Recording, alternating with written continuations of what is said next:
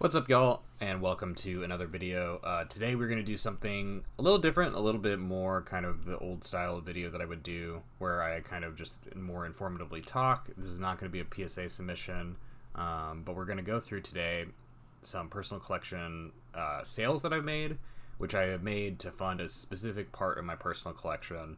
And I'm going to show off those cards and kind of talk about why I've been targeting this particular area of the Pokemon hobby with my buying, and like why I'm kind of selling some of this other stuff.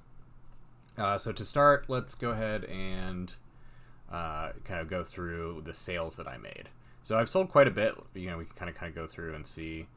It's a total of almost $900 in cards that I've sold over probably like the last 2 months, I would say. 2 to 3 months. It's taken me a little bit of time. Some of these are just things that I've had on my eBay, like these sports cards. They're just things that were sitting on my eBay that were from my personal collection that just happened to sell. Other things I've more intentionally placed onto my eBay to sell. I'm not going to go through each one individually. I'd like this to be like a relatively short video, but we're just kind of like talking things through. So some of these are actually childhood collection cards. These are some of the first childhood collection cards that I've sold. The Dark Blastoise First Edition, Dark Raichu First Edition. The reason I sold those, I'm really prioritizing picking up mint or at least near mint, but really mostly mint condition cards. I'm not concerned with getting gen mint cards, but I like mint condition cards. And these were damaged to heavily played cards. And I'm not particularly looking to complete first edition sets. So the value in these was relatively high because they are popular cards. Dark Raichu being the first secret rare ever. Value relatively high on those. So I decided to sell them because the value for me in my personal collection really wasn't there. So I sold those. Like I said, the sports cards, just kind of random things that I've had on my eBay. I picked those up at yard sales, whatever, pulled them out of packs. I don't really open sports anymore. There are some sports videos on my channel if you go back in the early days. Some of these just being, I occasionally open modern still. There's a lot of modern openings on this channel. I really don't open much anymore. Really have stopped doing that. But there are, any pulls that I got that I didn't really need, I went ahead and sold. So that's kind of what all these are. Some Beckett slabs. So I did a Beckett submission. You can see this, both submission and the return on this channel. Cool video. I did hit a Black Label Snorlax. Most of that money I put towards starting a Pokemon business. I'm still doing that. That's separate from this personal collection stuff. But I also had put a couple of those cards from that submission into my personal collection because I really liked them. One being the Gold Mew from Celebrations, and one being the this is Dark Phantasma Pristine 10. That is the Sleeping Pikachu from Dark Phantasma. I just felt the value at the particular time I was trying to sell these two was higher than how I valued those cards, and I could put that money towards a different part of my collection. So I sold those. This was probably the most difficult decision to sell. I really liked that card, the Espeon VMAX Alt Art. It's a beautiful card.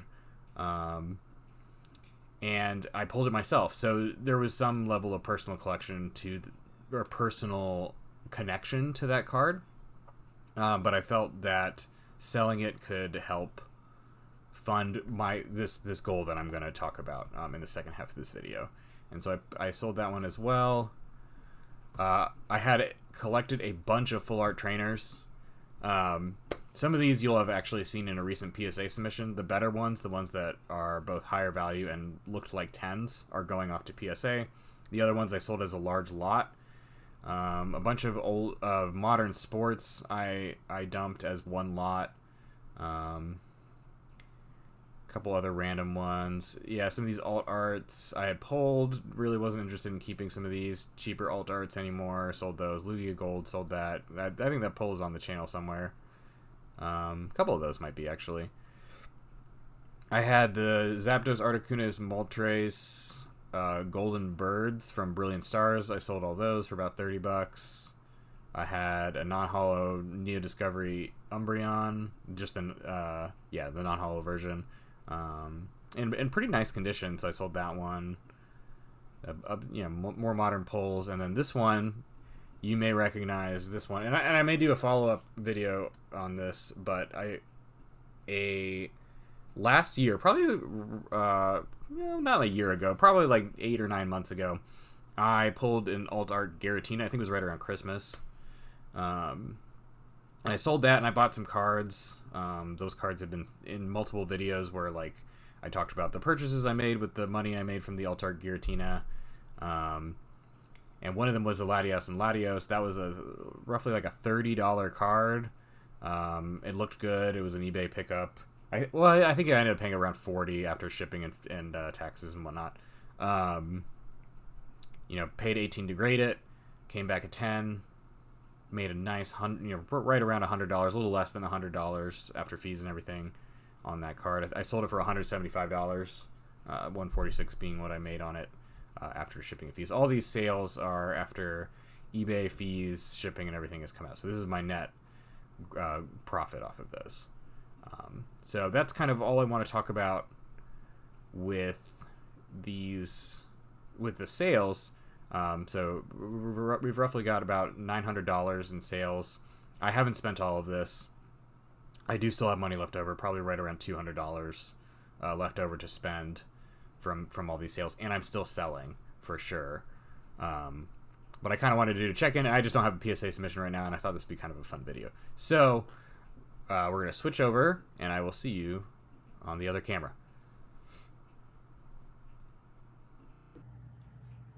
All right, now we're on the other side. We are on the phone, and we're going to go through what pickups I've had, some personal collection pickups.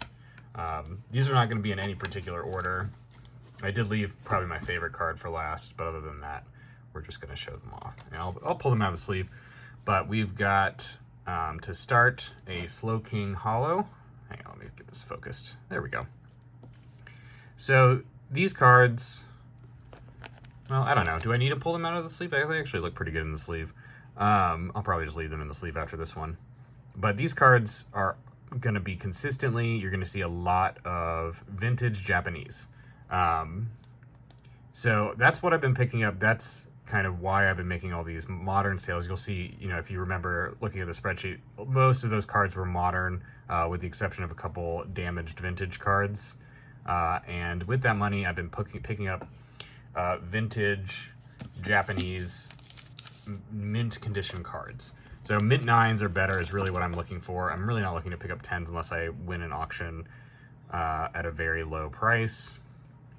But 9s to me are at a really good value. That Slowking I picked up for around $40 to $50. This Typhlosion was around $60,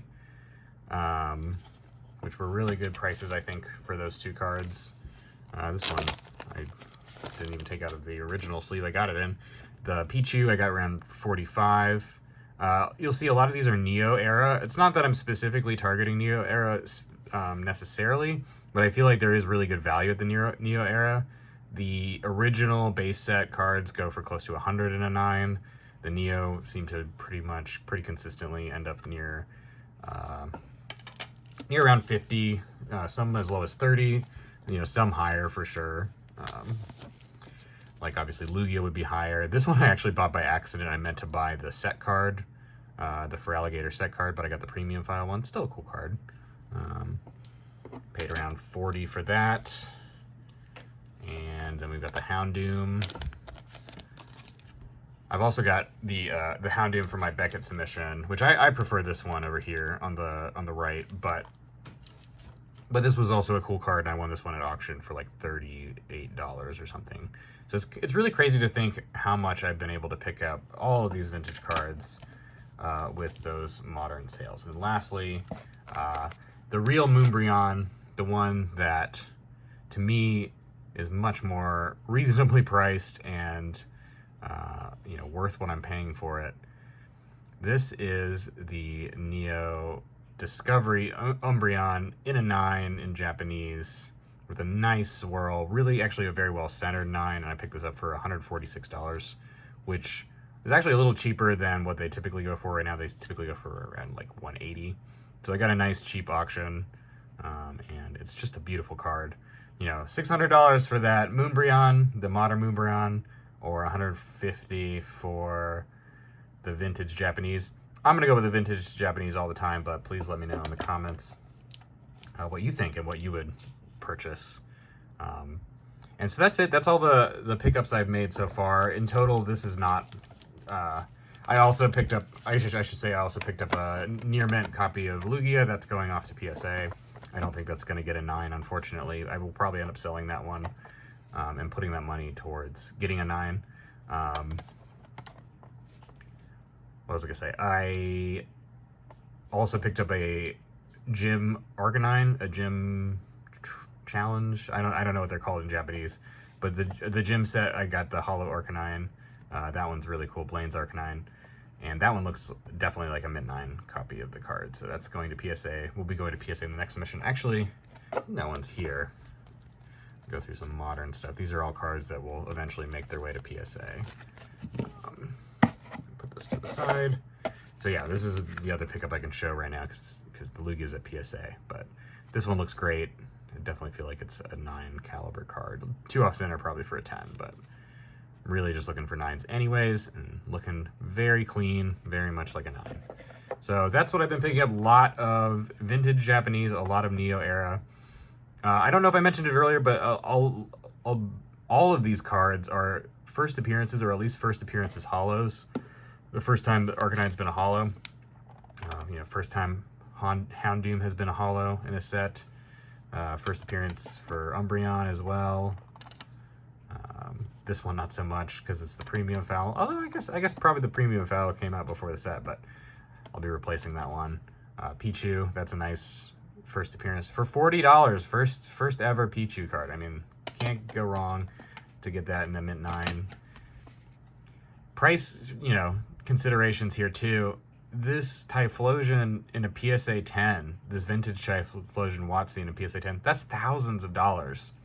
And I picked up this mint 9 in Japanese for $60. Just to me, incredible value on these Japanese hollows. Had to flip through them one more time. But thanks guys for watching, and I hope to see you on the next video.